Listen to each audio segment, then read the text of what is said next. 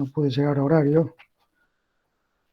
Justo tenía una reunión y tenía que volver para dar clase y se me complicó.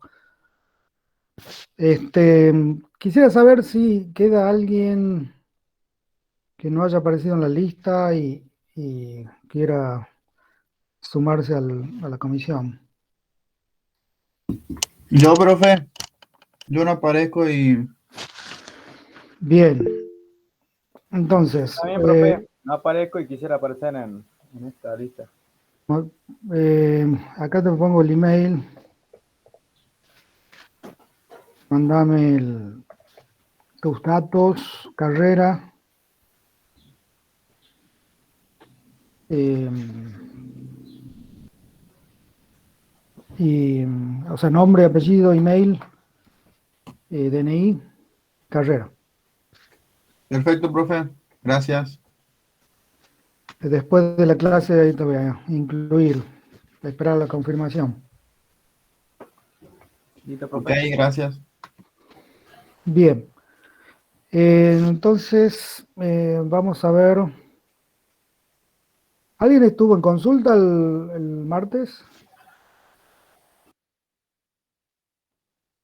No había nadie en consulta. ¿Fueron a otra consulta o no pueden o no tienen consulta todavía?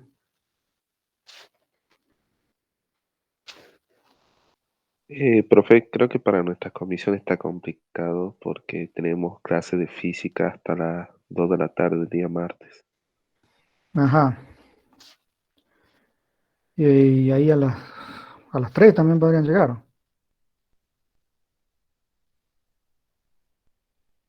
Sí, igual yo no tengo ningún problema, puedo ir a consultar en otro horario. Bueno, en la medida que vayan avanzando con los problemas, seguramente van a empezar a salir consultas y uno, bueno, en forma presencial, por ahí puede sacarse consulta más fácilmente que virtual. Por eso sí. A medida que se nos vayamos acercando el parcial, es importante que vayan consultando. Bien, vamos entonces a ver el práctico número 3. Profesor, no Sí. es emocional química, ¿verdad?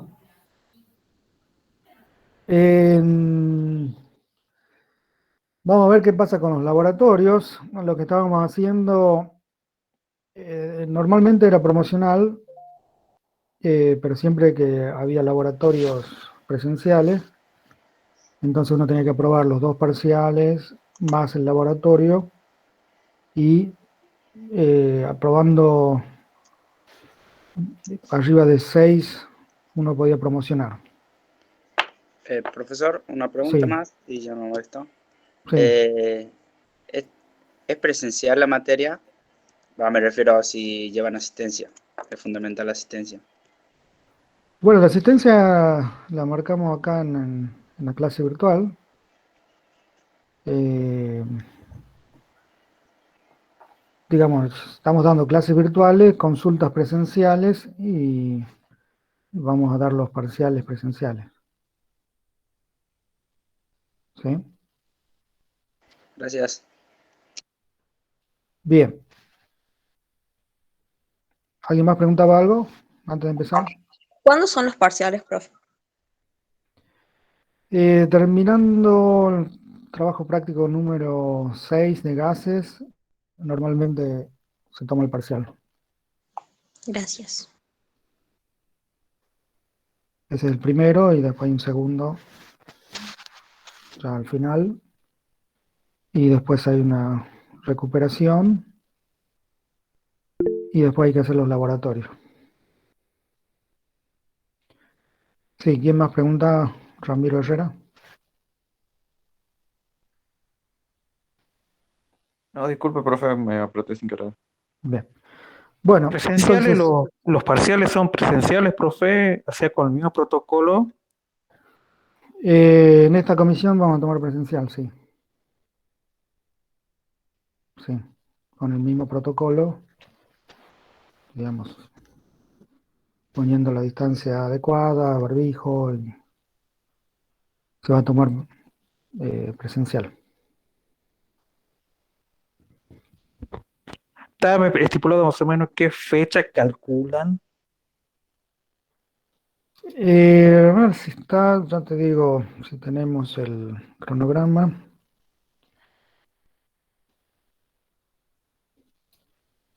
Espera. Más o menos.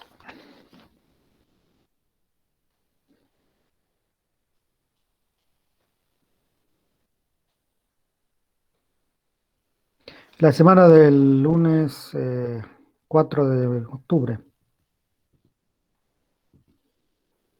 Ahí está programado.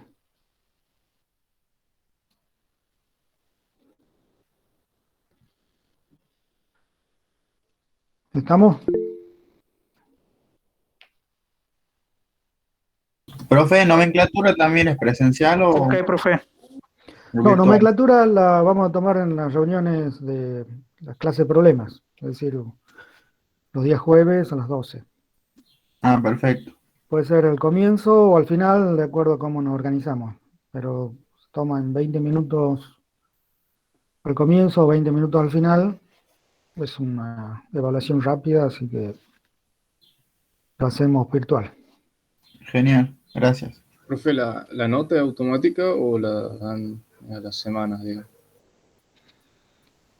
No, lo damos en la semana antes de la próxima clase para ver si recuperan o no.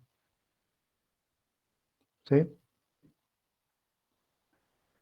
Bien, empezamos entonces. Antes,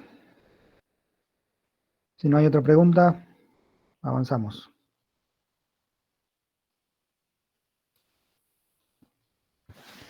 Bueno, el trabajo práctico número 3 tiene algunos conceptos de mezclas, de masas, de isótopos, y principalmente tiene lo que se llama calcular una fórmula mínima y molecular de un compuesto químico. Entonces, el primer trabajo práctico número 3, problema 1, nos dice, indique el número de protones, electrones y neutrones de cada átomo. Si nosotros tenemos el iodo, por ejemplo, fíjense que este número abajo a la izquierda lo llamamos número atómico e indica el número de protones. Y el número a la izquierda arriba lo llamamos número másico, denominado con la letra A, y este representa, el número másico representa el número de protones más el número de neutrones. Entonces, si tenemos que indicar el número de protones, electrones y neutrones en cada átomo, el número atómico 53 me indica el número de protones, el número de electrones, tenemos un átomo neutro, en este caso el iodo, entonces va a ser, como los electrones tienen carga negativa y los protones tienen carga positiva, tienen que ser iguales para que el átomo sea neutro. Entonces el número de electrones es el mismo número que de protones. El número de neutrones lo sacamos por la diferencia entre el número másico menos el número atómico.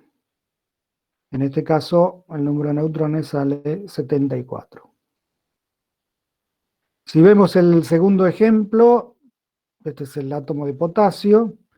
Si nosotros vamos a la tabla periódica, vamos a ver que su número atómico es 19, lo cual indica que 19 es el número de protones.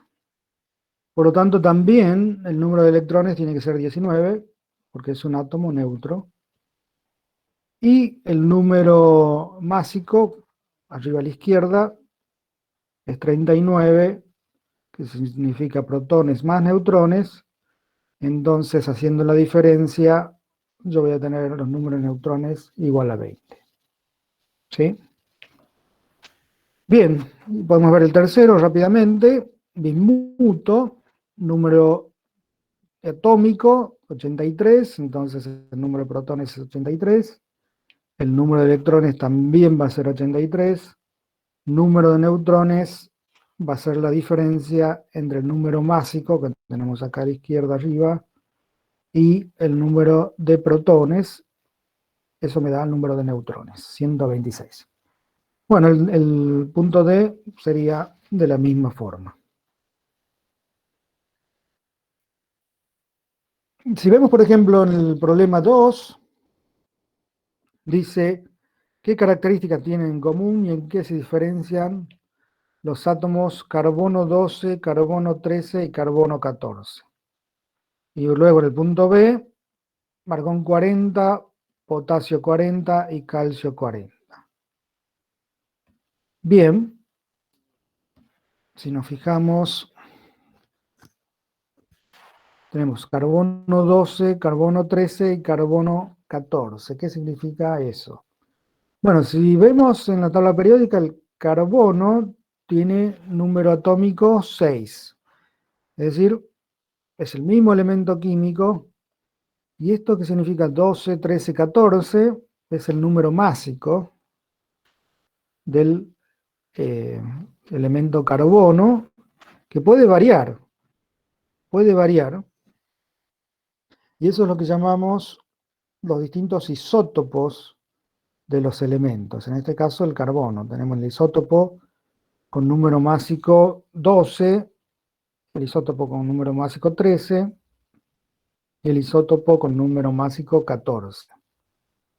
Es decir, los isótopos tienen igual número atómico, Z, diferente número másico.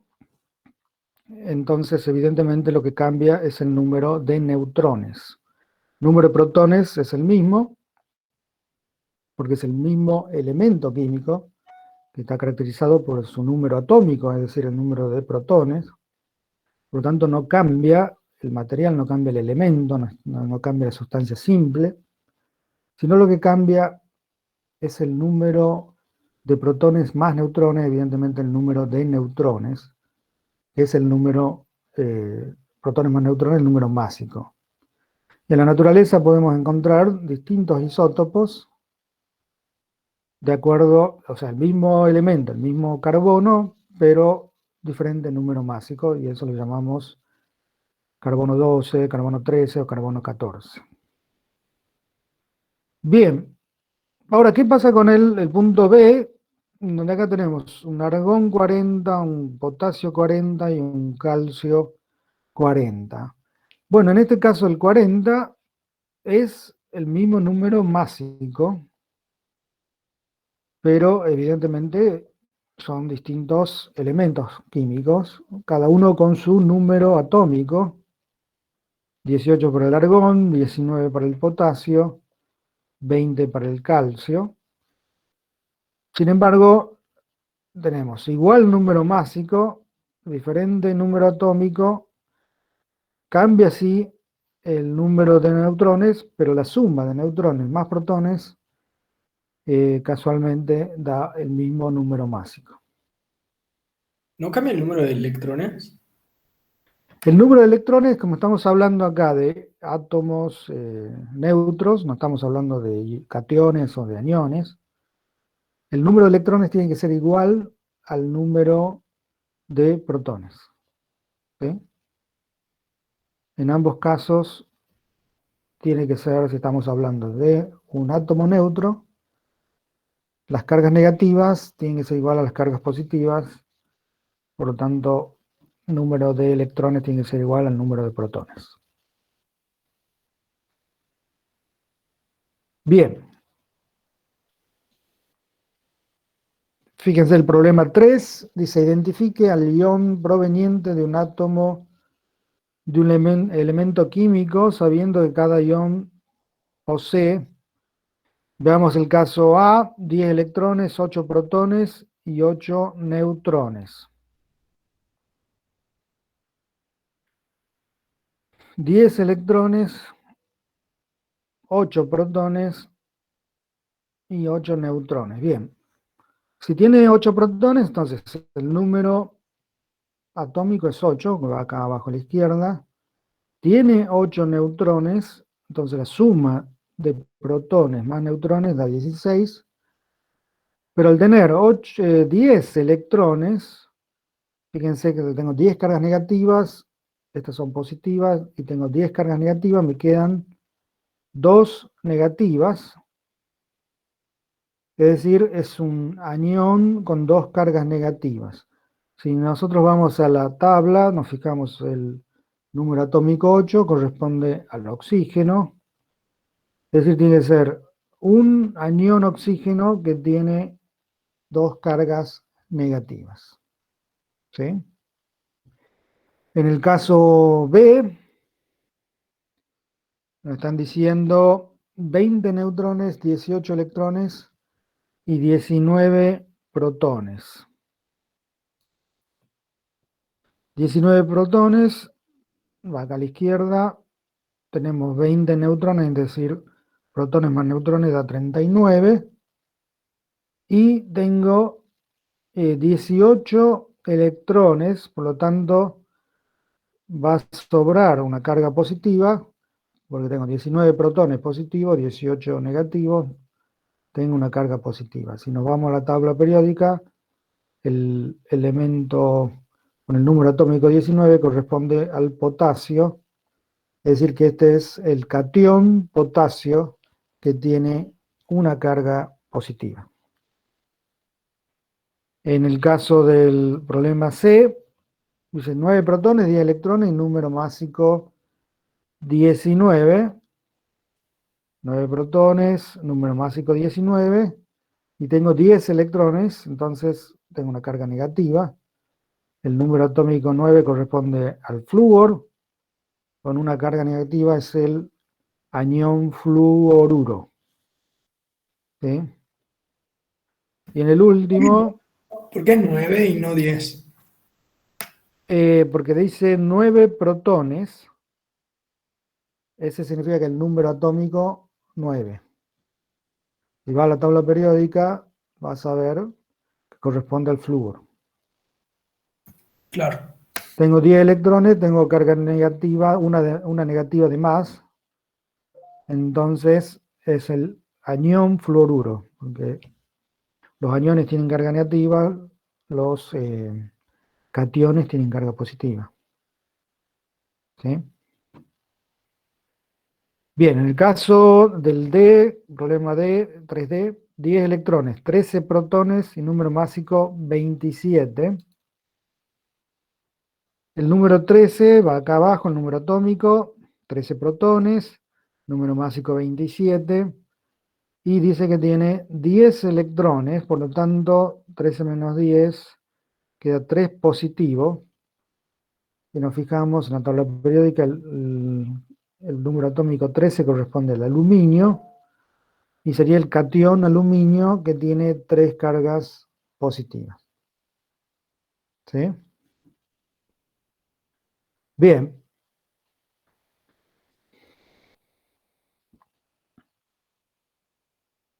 Vamos a ver.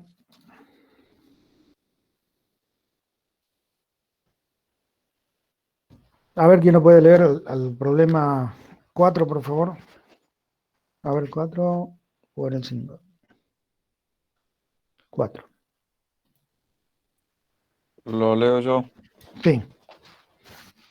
Calcule la masa atómica media de magnesio si las masas y abundancia de sus isótopos son 23,985042 UMA, 78,99%, 24,985837 UMA, 10%, y 25,982593 UMA, 11,1%. Bien. Cuando dice UMA, una UMA, unidad de masa atómica, corresponde a 1,66 por 10 a la menos 24 gramos. ¿Sí? Es la unidad de masa atómica. Acá lo que vemos es lo que sucede con los isótopos en la naturaleza. Estamos hablando acá del magnesio. Y nos dice que el magnesio tiene,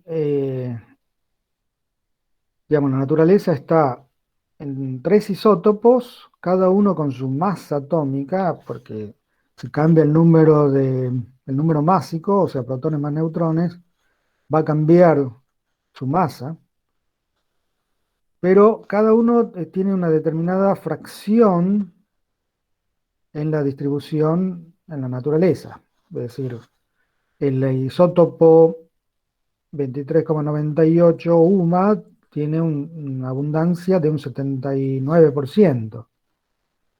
El otro isótopo tiene un 10% y el otro un 11%. Es decir, es la distribución en fracción, en porcentaje, de cuánta abundancia tiene en la naturaleza. Entonces, lo que vemos nosotros en la tabla como masa atómica de cada elemento corresponde a la masa media que se obtiene de acuerdo a las tres masas o a las distintas isótopos que tiene, la suma promedio ponderada por sus porcentajes para obtener la masa media, que es la que aparece en la tabla periódica. Entonces acá fíjense, el magnesio tiene tres isótopos, con cada uno con un porcentaje de abundancia. Entonces, si nosotros queremos calcular la masa promedio de los tres isótopos, lo que vamos a hacer es la sumatoria de cada una de las masas por el porcentaje en que se encuentra en la naturaleza. Es decir, la masa promedio de este átomo de magnesio va a ser el porcentaje 78,94 sobre 100 por su masa atómica de ese isótopo, más el 10% de la otra masa atómica y el 11% del tercer isótopo de su masa atómica, y todo eso me va a dar el promedio de la masa atómica del magnesio. ¿Sí? ¿Está claro eso? Sí, profe. Bien. Entonces, por favor, alguien que lea el problema 5. ¿Yo lo puedo leer, profe? Sí, por favor. Sí, es el 5, ¿verdad? Así es. La masa atómica de un átomo de boro en una muestra natural de 10,81. Se sabe que la muestra consiste en 10B, masa 10,03 EUMAS, y 11B, masa 11,0393 UMA. ¿Cuáles son los porcientos en átomos de los dos isótopos contenidos en las muestras? Bien, eso se dice, sería el isótopo del boro, que sería boro 10 y boro 11, ¿no? Se lo nombra, a los isótopos se lo nombra así, boro 10, boro 11, o carbono 12, carbono 14. Ese número es el número másico, ¿sí? Que es el que cambia en un isótopo. Bien, entonces acá queremos saber, ahora sabemos, esto es al revés el cálculo, la masa atómica de un átomo de boro en una muestra natural es 10,81. Lo que me está dando ahí es la masa promedio en la naturaleza del átomo de boro, teniendo en cuenta que hay una distribución en porcentaje de cada isótopo. Entonces nos dice que cada isótopo tiene esta masa, 10,03 el boro 10 y el boro 11 tiene 11,03. Entonces, ¿cuáles son los porcentajes de los dos isótopos contenidos en la muestra? Bien. Entonces, como les decía, la masa atómica del boro, esta sería la promedio, 10,81, combinación de dos isótopos, boro 10 y boro 11. ¿Qué estamos buscando? Estamos buscando los porcentajes de cada uno de los isótopos, que esto lo vamos a llamar X, que sería, acá lo vamos a llamar como la masa, la fracción másica, es decir, el tanto por uno. Entonces, si yo tengo que sacar la masa promedio, vamos a llamar promedio, va a ser una fracción másica X1 por la masa de ese isótopo, del boro 10, por una fracción másica X2 por la masa del isótopo boro 11. Y eso me tiene que dar la masa promedio, que es la que nos indica acá como masa atómica del boro, 10,81. Es decir, bueno, esto es una ecuación en donde está en función de X1. Fíjense que acá X2 lo puedo poner como 1 menos X1, porque estamos solo hablando de dos componentes. Cuando tenemos dos componentes, X1 más X2 tiene que ser igual a 1. ¿Sí? Las dos fracciones básicas sumadas me va a dar 1.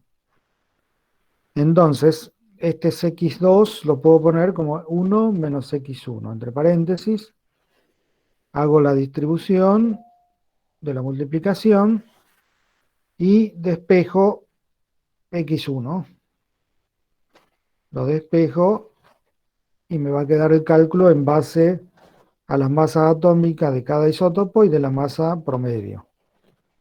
Y X1 sale 0,2239 y eso corresponde a un 22,39%.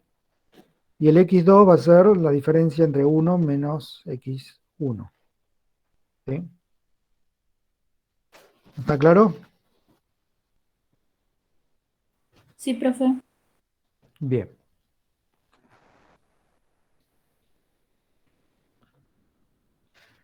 Bueno, acá nos conviene pasar al tema por el cual el práctico se llama,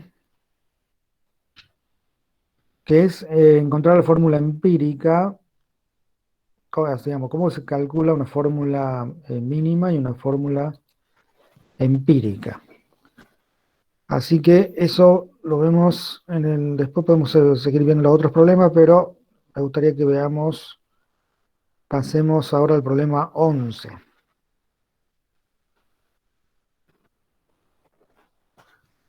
A ver quién lo puede leer.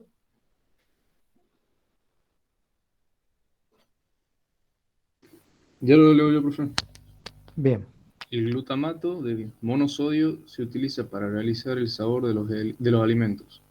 Tiene composición de 13,6% de sodio, 35,5% de carbono, 4,8% de hidrógeno, 8,3% de nitrógeno, 37,8% de oxígeno en masa. ¿Cuál es su forma empírica? Bien.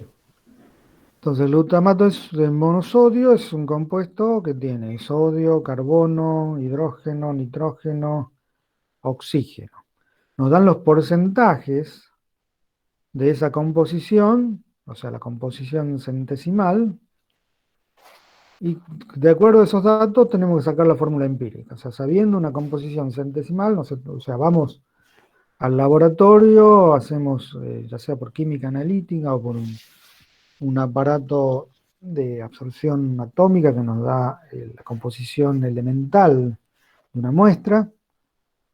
Entonces, como resultado tenemos la composición centesimal de esa muestra, pero queremos saber cuál es la fórmula de esa muestra, de tal forma de saber qué compuesto es. Entonces, ¿cómo hacemos acá? Entonces, ¿cómo encontramos la fórmula empírica del glutamato de sodio? Tenemos las composiciones, es decir, esa composición me dice que si yo tengo 100 gramos, voy a tener 13,6 gramos de sodio, 35,5 de carbono, 4,8 de hidrógeno, 8,3 de nitrógeno y 37,8 de oxígeno. Entonces, lo primero que hago es decir, a ver, ¿cuántos son los moles de sodio? Para eso, lo que hago es, estos 13,6 gramos voy a dividir en la masa atómica del sodio, que es 23 gramos por mol de sodio. ¿Sí? Eso me da 0,59. Lo mismo hago con el carbono, va a ser 35,2, o sea, los gramos de carbono que tengo en esos 100 gramos, y lo divido en 12, que es la masa atómica del carbono, gramos por mol, 2,96. Lo mismo hago con los otros componentes, 4,8 en 1, para el hidrógeno, para el nitrógeno sería 8,3 en 14, y para el oxígeno 37,8 en 16. Entonces acá tengo serían los moles de cada uno de los elementos. Entonces de acá elijo cuál es el que tiene el valor menor de todos los elementos, es decir, la cantidad menor. En este caso, fíjense que es 0,59 en estos dos casos, en sodio y en nitrógeno. Entonces elijo ese como referencia y a ese lo tomo como 1, o sea, como unidad. Fíjense que si yo pongo acá la relación de carbono a sodio, voy a poner carbono, este valor de moles me da 2,96, lo divido en 0,59, y si quiero sacar la relación de carbono a la unidad de ese componente, que estoy tomando la unidad como sodio, despejo XC, o sea, X del carbono, y me da 5. ¿Sí? O sea, lo que estoy haciendo acá es una proporción diciendo 2,96 es a 0,59, como X de carbono es a 1. Entonces, si multiplico o divido 2,96 en 0,59, ya estoy sacando la relación que tengo de carbono con respecto a una unidad, a un átomo de sodio. ¿Sí? Es decir, la relación es de 5 a 1. Fíjense acá, para el hidrógeno, X del hidrógeno sobre X del sodio va a ser 4,8 de los moles del hidrógeno sobre 0,59 de los moles de sodio. Hago lo mismo y esta relación es de 8 a 1. ¿Sí? Y para el caso del oxígeno, esa relación es de 4 a 1. Es decir, esto es lo que llamamos la fórmula mínima. Si tomamos al componente de menor cantidad de moles en la muestra, lo tomamos como una unidad, es decir, por cada átomo de ese elemento que está en menor proporción molar, en menor proporción atómica, ¿cuántos átomos hay de los otros componentes, de los otros elementos? Entonces fíjense acá, como el sodio lo tomamos como 1, tenemos 5 átomos de carbono, tenemos 8 de hidrógeno, tenemos 1 de nitrógeno y tenemos 4 átomos de oxígeno. Eso es lo que llamamos fórmula mínima. ¿Sí?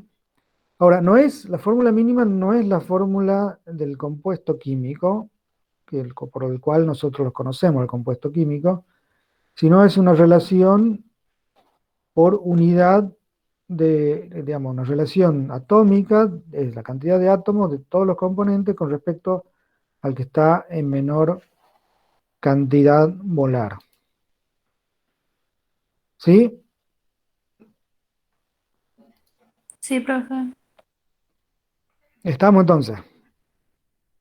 Entonces, esa le llamamos fórmula mínima o fórmula empírica. Ahora veamos cómo calcular la fórmula molecular. No de este, vamos a ver de otro componente. Para eso vamos a leer el problema 12. ¿Quién puede leer el problema 12?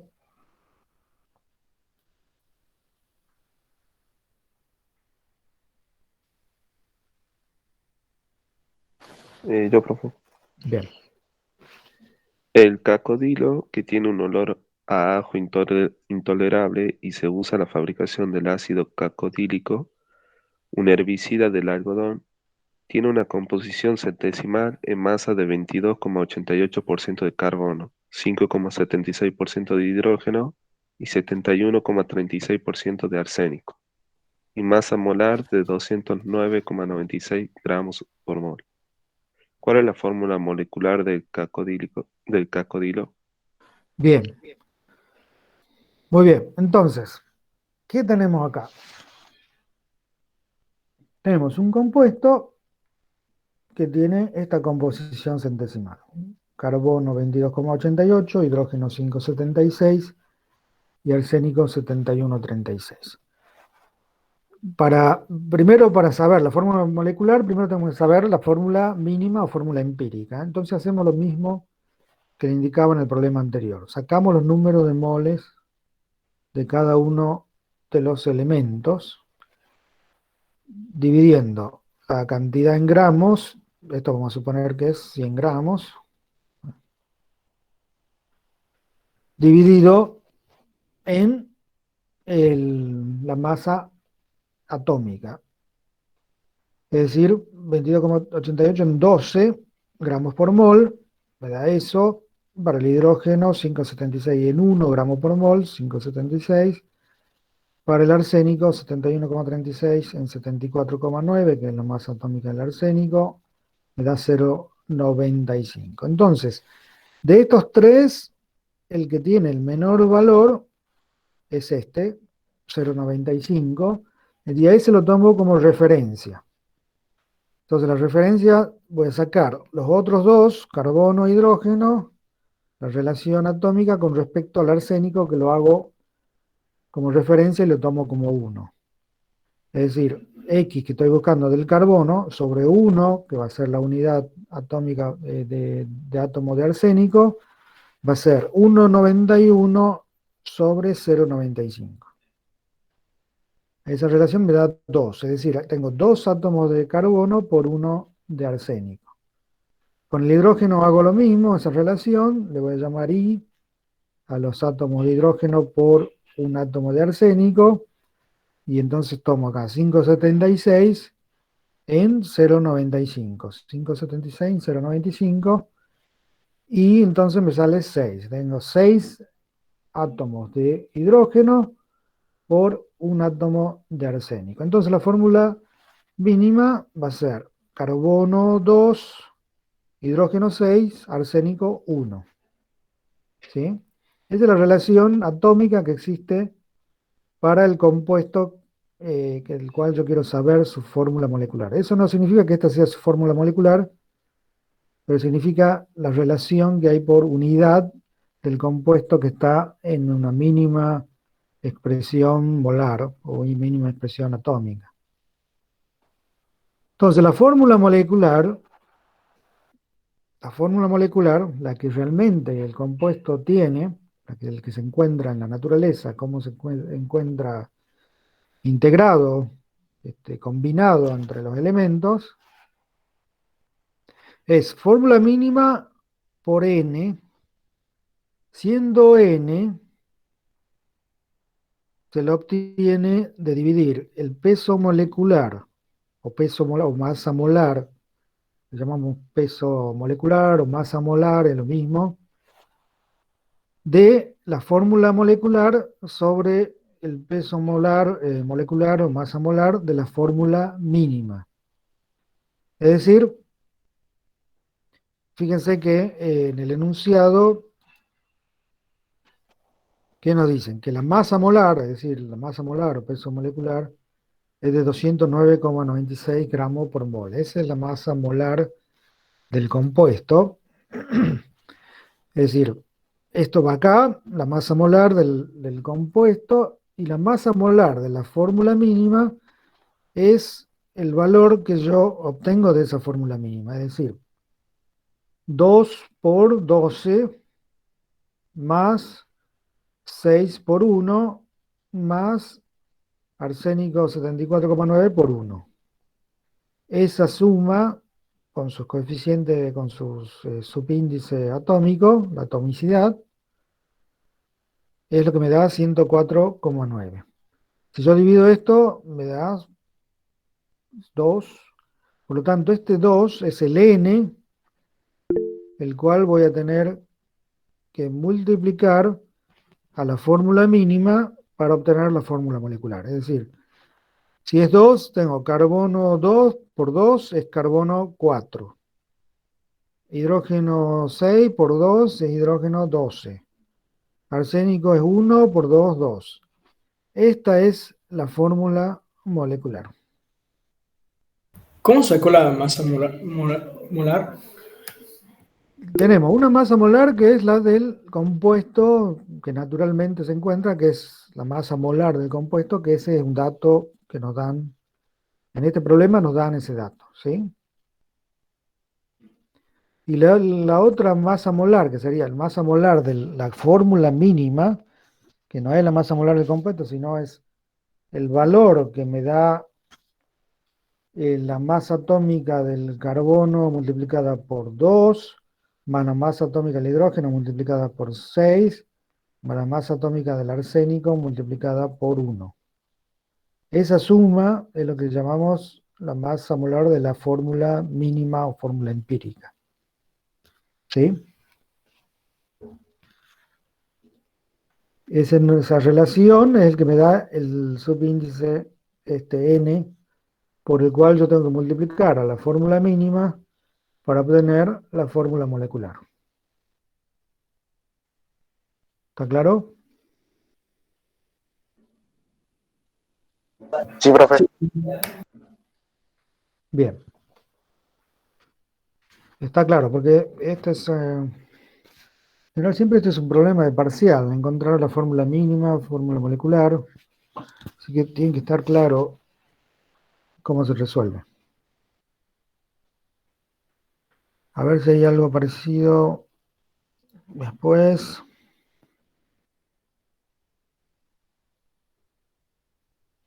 Bueno, el problema 13. Sería interesante que lo veamos. A ver, ¿quién lo puede leer?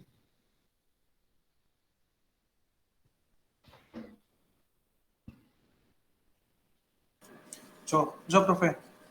Bien. Una muestra de 0,2612 gramos de hidrocarburo produce 0,8661 gramos de óxido de CO2 y 0,2216 gramos de agua. En el análisis de los productos de la combustión, se encuentra que su masa molecular es de 106 UMA. A determine para el hidrocarburo la composición centesimal y B determine la fórmula mínima y fórmula molecular. Bien. Muy bien, acá tenemos una muestra de un hidrocarburo. ¿Y qué sucede acá? Bien, si este hidrocarburo significa que tenemos un compuesto que tiene carbono e hidrógeno. Si ese compuesto de carbono e hidrógeno lo quemamos, o sea, producimos la combustión de ese compuesto, produce, digamos, tenemos una cantidad inicial de 0,2612 gramos, produce 0,8661 gramos de dióxido de carbono y 0,2216 gramos de agua. ¿Sí? Bien. Nos dan una masa molar en UMA, y acá, bueno, fácilmente se la puede convertir, ver si 106 UMA la podemos poner en gramos, y podemos ver acá que la relación unidad de masa atómica por molécula, tenemos 1,66 gramos por 10 a la menos 24 gramos por unidad de masa atómica, este se va con este, y tenemos el número de Avogadro, 6 por 0,10, 2 por 10 a la 23, moléculas por mol, esta molécula se va por molécula, y es decir que la masa molar va a ser equivalente a 116 gramos por mol. O sea, por mol de masa de ese compuesto hay 106 gramos. Esa es la masa molar. Bien, entonces, tenemos esta muestra, sabemos su masa molar, determine para el hidrocarburo la composición centesimal y determine fórmula mínima y fórmula molecular. O sea, tenemos que determinar composición centesimal, fórmula mínima y fórmula molecular. Bien, fíjense que yo no sé nada de este compuesto, solamente sé que tiene carbono e hidrógeno, ahora no sé en qué proporción la tienen. Por lo tanto, yo, de acuerdo al dióxido de carbono que produce, puedo obtener el porcentaje de carbono. Fíjense que yo tengo acá esta masa de dióxido de carbono, puedo saber cuánto carbono hay en esa cantidad de dióxido de carbono, si yo hago la fracción o la relación estequiométrica, donde sabemos que 12 gramos de carbono corresponden a 44 gramos de dióxido de carbono. 12 gramos es la masa atómica del carbono y 44 es la masa molar del dióxido de carbono. Es decir, por 12 gramos hay 44 gramos de dióxido de carbono. Lo pongo acá abajo porque de esa forma el gramo de dióxido de carbono se cancela con gramos de dióxido de carbono. Entonces esto me queda como gramos de carbono. Y ahora, si yo tengo 100 gramos de hidrocarburo, de este, que no sabemos qué relación tiene, abajo voy a tener 0,26 gramos 12 de hidrocarburo. Es decir, la masa de hidrocarburo es 0,2612. ¿Cuánto voy a tener en 100 gramos? Y eso es lo que me da el porciento de carbono. 90,4 de carbono. Y el porciento de hidrógeno va a ser la diferencia. 100 menos 90,4 porque solamente tenemos dos compuestos. Es decir, si es de 90,4, lo demás tiene que ser hidrógeno. Y es 9,6. ¿Sí? Es decir, de acá lo que hicimos es, de la cantidad de dióxido de carbono, sacamos la cantidad de carbono, y de la cantidad de carbono lo dividimos en la masa de la muestra y lo multiplicamos por 100, como hacíamos para sacar la composición centesimal. ¿Sí? Bien, entonces, ahora que ya tenemos las composiciones centesimales, era el punto A, veamos cómo sacar la fórmula mínima. Y bueno, la fórmula mínima la hacemos de la misma forma que veníamos haciendo antes. Moles de átomo de carbono. Si yo tengo 90,4 en 100 y lo divido en la masa atómica del carbono, 12 gramos por mol, tengo este valor, 7,53. Los moles de hidrógeno va a ser 9,96, que es la composición centesimal, dividido en 1 gramo por mol, que es la masa atómica del hidrógeno. Eso me da 9,6. Entonces, de estos dos, ¿cuál es el valor que es menor?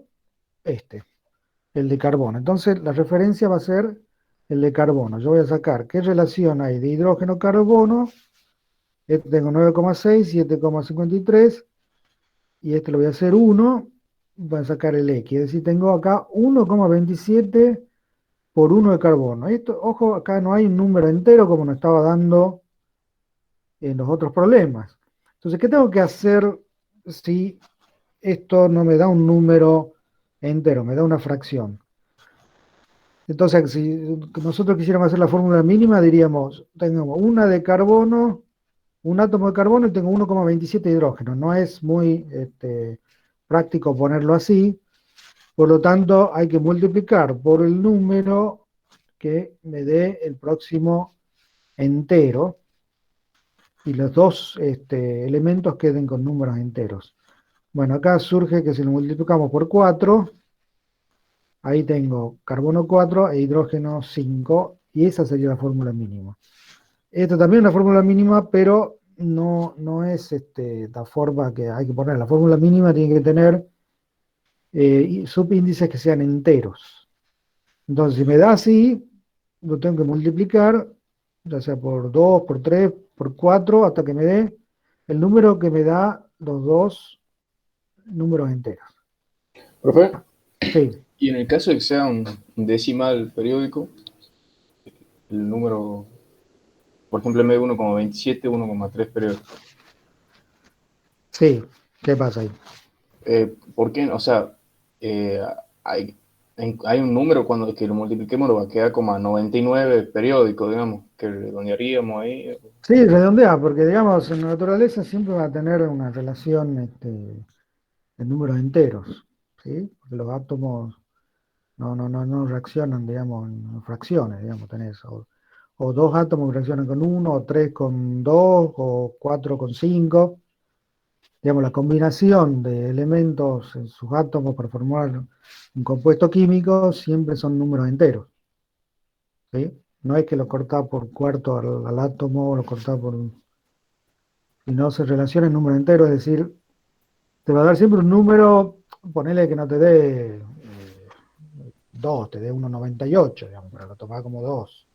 Claro. Eso debe ser un número, un problema de cifras significativas que no pusiste lo suficiente o algo que no salió bien, pero es un número entero la relación. Perfecto. Bien. Profesor, preguntan por el chat qué hacemos con el tema de la asistencia.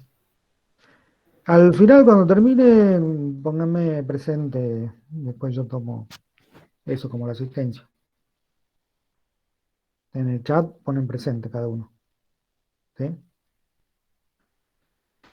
Bien, veamos entonces cómo pasamos, qué nos decía el otro punto, fórmula molecular. O sea, hasta acá tenemos la fórmula mínima, que es carbono 4, hidrógeno 5. Y fíjense que yo puedo sacar un peso molecular de la fórmula mínima, es decir, ¿cuál es el peso molecular de la fórmula mínima? Es 12 por 4, o sea, 12 por 4, más 1, que es la masa atómica del hidrógeno, por 5. ¿Sí? 12 por 4, 48 más 5, 53. ¿Sí?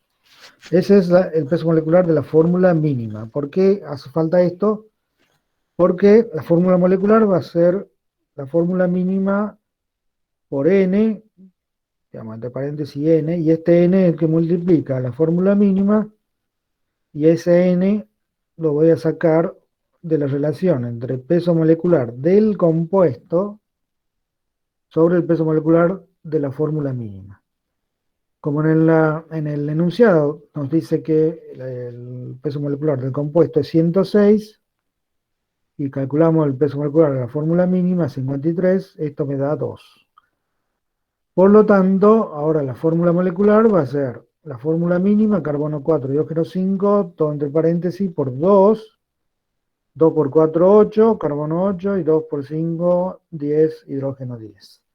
Este es el compuesto que estamos buscando con su fórmula molecular. Esta es la fórmula del hidrocarburo que estamos buscando. ¿Sí? ¿Alguien tiene duda cómo calcular entonces una fórmula mínima, fórmula molecular? No, profe. Profe, usted lo multiplicó por 4 para que no dé un decimal. ¿Qué pasa si lo hubiera multiplicado por otro número?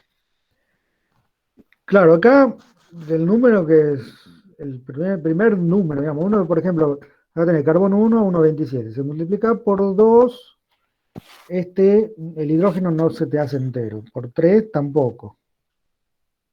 Recién por 4, este número da un número entero 5. ¿Sí? Entonces ese número, el primero que te dan los dos enteros, es el que corresponde. Ah, bien, ¿Sí? gracias. Bien. Bien.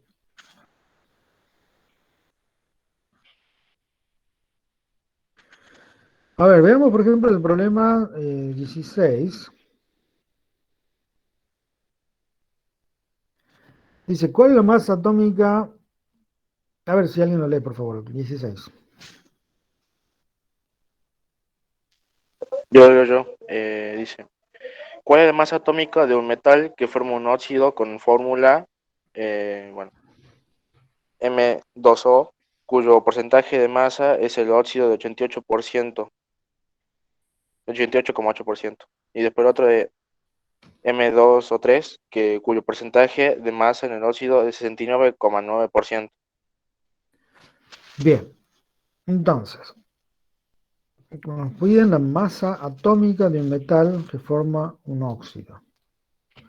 ¿Sí? Esto vamos a llamar masa atómica del metal. En el óxido, que dice metal, este es el que buscamos, ¿no? El metal con subíndice 2 y oxígeno, tenemos un porcentaje del metal de 88,8. ¿Sí? Entonces, si este es la masa atómica del metal, si yo lo multiplico por 2, me va a dar la cantidad de ese metal que tengo en el total. Y el total va a ser la masa atómica, que no la sé, por 2, más la masa atómica del oxígeno, que es 16. ¿Sí? Entonces, esa relación, es decir, masa atómica del metal por 2 va sobre el peso molecular del compuesto, es 0,888. Es una fracción másica que corresponde al porcentaje, ¿no? Este el tanto por ciento y este el tanto por 1. Entonces de ahí puedo buscar despejar el A, para lo cual este paso para este miembro, y de toda esa ecuación despejo la masa atómica, que sale 63,5. ¿Sí?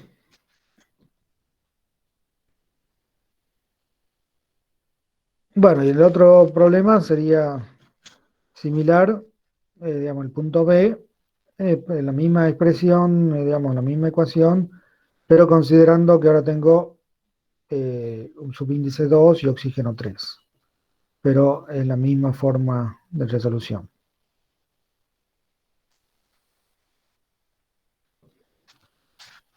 Bien. A ver si tenemos algún otro por acá.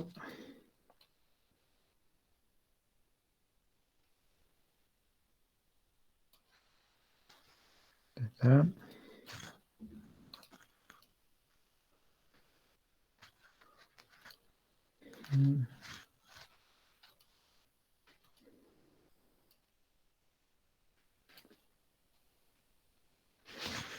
A ver, el problema 15, ¿qué nos dice el problema 15? El óxido de zinc contiene 80,3% de zinc. Calcular el equivalente gramo del zinc.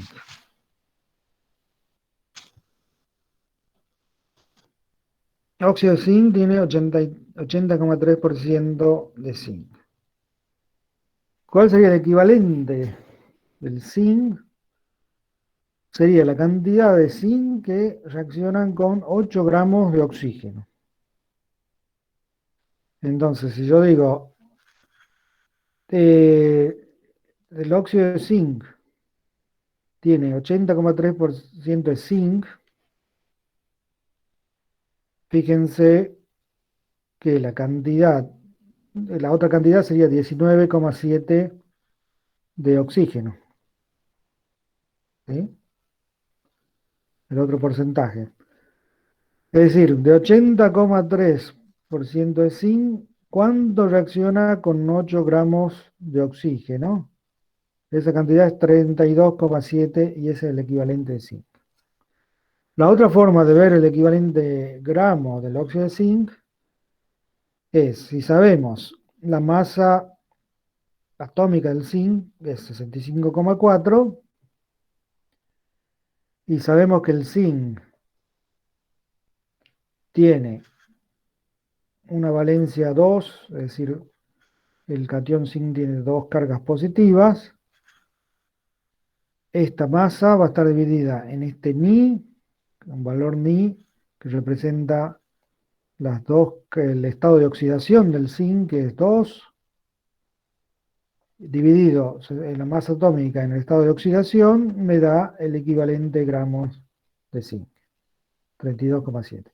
De esas dos formas podemos verlo. Una es lo que reacciona con 8 gramos de oxígeno y en el otro caso, viendo el estado de oxidación del átomo, en este caso es 2, y esto lo llamamos el valor ni, una letra griega ni, esa cociente de la masa atómica sobre el valor de ni es el equivalente gramo del zinc. ¿Sí? Así ¿Cómo se queda. escribe esa letra? Ni, ¿cómo se escribe? Así. Una letra griega. Ni. Bien.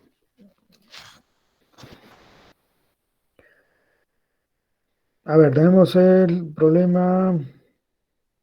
Bueno, el problema 7, el problema 6, podemos ver algo del problema 6, y por el problema 7 es calcular el peso molecular, que eso ustedes ya lo tienen que saber, multiplicando la masa atómica por el subíndice. A ver si tenemos acá el problema 6.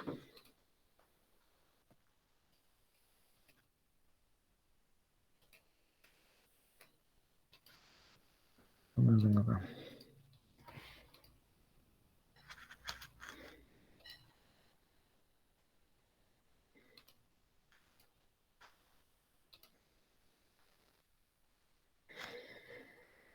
Bien, por ejemplo, el problema 6 nos dice, determina la masa en gramos de un átomo de potasio y cloro.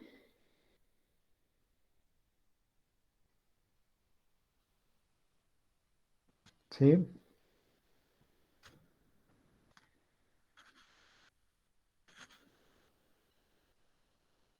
Entonces, lo que sabemos es que un mol de átomos tiene el número de Avogadro de átomos, 6,02 por 10 a la 23. La masa de ese mol de átomos es la masa atómica en gramos, en este caso el potasio sería 39 gramos. Entonces la masa de un átomo de potasio es un átomo de potasio va a ser multiplicado por la relación que tenemos en un mol de átomos, ¿cuántos gramos tenemos? Un átomo de potasio, este átomo se va con este átomo, entonces esto dividido en el número de Avogadro, la masa, digamos, del mol de átomos, me va a dar la masa de un átomo de potasio. ¿Sí? Es decir, directamente la masa de un mol dividido en el número de Avogadro, esa sería la masa de un átomo. Y lo mismo para el cloro. La masa de un mol de cloro es 35,5 gramos. Y en eso tenemos 6,02 por 10 a la 23 átomos. Si yo divido esa masa en el número de átomos, me va a dar los gramos que hay en un átomo de cloro. ¿Sí? En el punto B, 23 átomogramos de nitrógeno. ¿Cuánta masa hay? Bueno, 23 átomos gramos de nitrógeno, tengo 14 gramos por átomo gramo de nitrógeno. Por lo tanto, esto es 322 gramos. En el caso del hierro, tengo con el punto C, a ver qué me decía. En 7,20 por 10 a la 30 átomos de hierro, ¿qué masa tenemos? En esa cantidad de átomos, ¿qué masa hay? Bueno, para saber los gramos de hierro, pongo esos números de átomos y cuál es la relación que hay entre masa y átomo. Bueno, el número de Avogadro de átomos de hierro tiene 55,8 gramos de hierro. O sea, corresponde a 55,8 gramos de hierro.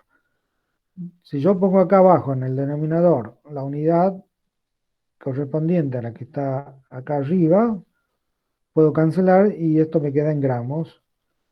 Es decir, ¿cuántos gramos de hierro tenemos? 6,68 por 10 a la 8 gramos de hierro en 7,20 por 10 a la 30 átomos de hierro.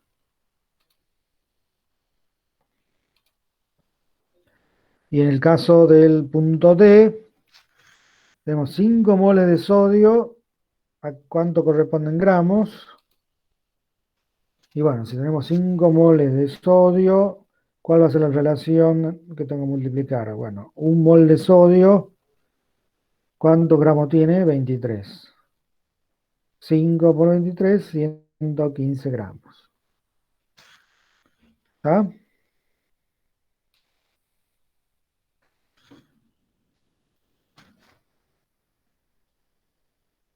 En el 8 dice, se tiene una muestra de 500 gramos de cloro. ¿Cuántos moles de cloro hay en esta muestra? ¿Y qué volumen en condiciones normales representa? Fíjense, tenemos 500 gramos de cloro. La masa molar del cloro, el cloro gas, cuando se refiere a cloro, cuando decimos cloro, es cloro gas, porque está hablando de volumen. Y el cloro gas tiene esta fórmula molecular, tiene cloro con atomicidad 2, es decir, 2 átomos de cloro forman la molécula del cloro gas. 2 átomos de cloro forman la molécula del gas cloro. Por lo tanto, la masa molar va a ser la masa atómica, 35,5 gramos por mol, por 2, la masa molar va a ser 71 gramos por mol de cloro. ¿Cuántos van a ser los moles de cloro? Bueno, esos 500 gramos lo divido en la masa molar. Fíjense, gramos se va con gramos. 500 sobre 71, este mol pasa para arriba, me queda 7,04 moles. ¿Sí? Volumen de cloro en condiciones normales van a ser esos moles de cloro, y fíjense si uno usa, cuál sería el factor de conversión acá para llevarlo a volumen. Tengo que un mol de cloro corresponde a 22,4 litros en condiciones normales. Esto viene de todos los gases en condiciones normales de presión y temperatura, es decir, una atmósfera de presión y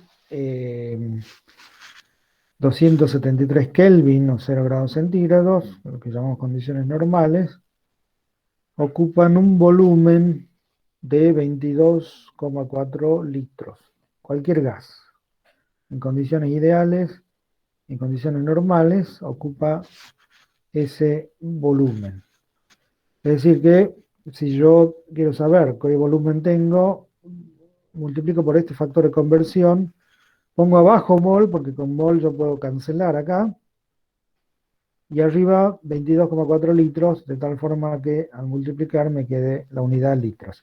Fíjense que yo trabajo siempre con las unidades, eso les permite cancelar unidades y verificar que la unidad de la variable que estamos buscando, en este caso volumen de cloro, el cálculo me corresponda a la misma unidad de volumen. ¿Sí? Entonces estos moles tienen que cancelarse y de tal forma que me quede en litros. ¿Mm? Trabajen siempre con unidades. Es lo que permite hacer cálculos correctos.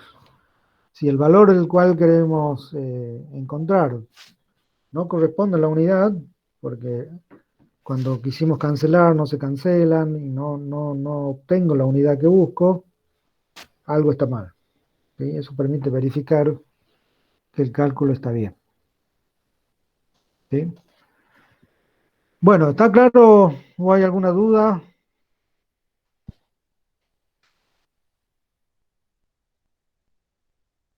Ninguna, profe.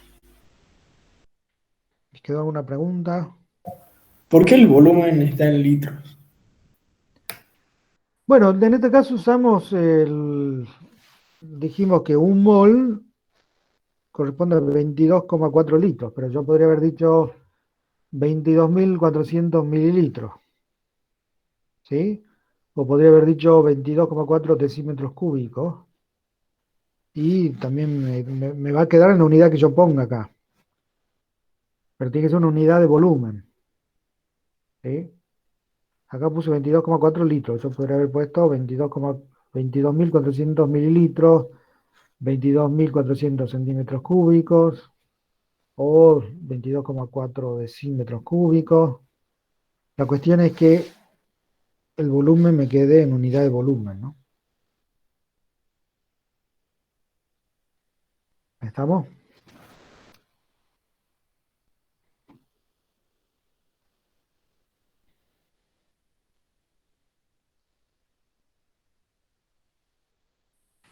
Sí, profe. Bien. ¿Alguien tiene alguna otra pregunta? No, profe. Bueno, yo les sigo dando la recomendación de que hagan los problemas por ustedes mismos. Los que resolvimos acá, los otros que faltan, háganlos, resuelvan, sáquense las dudas haciendo. Si no hacen los problemas, no creen que porque lo entienden ya está. Después en los exámenes se aparecen los problemas. Si no, lo hacemos. Cuando uno quiere entender algo, quiere comprenderlo bien, la mejor forma es hacerlo y demostrar que uno lo entiende obteniendo los mismos resultados, comprendiendo cómo calcular, qué pasa si hay un problema parecido pero no exactamente igual, entenderlo de distintos ángulos, de distintas formas de resolverlo, nos permiten adquirir el conocimiento en forma completa. Y bueno, esa es nuestra intención en la carrera de ingeniería, poder resolver problemas de distintos ángulos, de distintas perspectivas. No todos los problemas son iguales, pueden ser parecidos, no siempre son iguales, entonces ahí es donde uno tiene que generar, digamos, el conocimiento completo para entender distintas formas de resolver problemas que luego serán los problemas que habrá que resolver en la carrera. Bueno, yo dejo ahí, pónganme en el chat del presente, y los que tengan alguna duda en particular, quieran profundizar un poco, tienen algún problema, están trabados con algún problema, el martes de 2 a 4 doy consulta presencial ahí en la cátedra o en el aula que está al lado de la cátedra. Me buscan allí y evacuamos cualquier duda. Y aquellos que tienen alguna duda respecto a la inscripción, me mandan un email a fundamentoskim.avila@gmail.com y les contestaré ahora respecto a la inscripción, les doy el confirmado. Y si después me mandan por alguna otra consulta, estaré contestando en los próximos días. Bueno, disculpen que haya llegado un poco tarde, tuve inconveniente en el tránsito. Y la próxima clase sería así a las 12, ¿no? Ese es el horario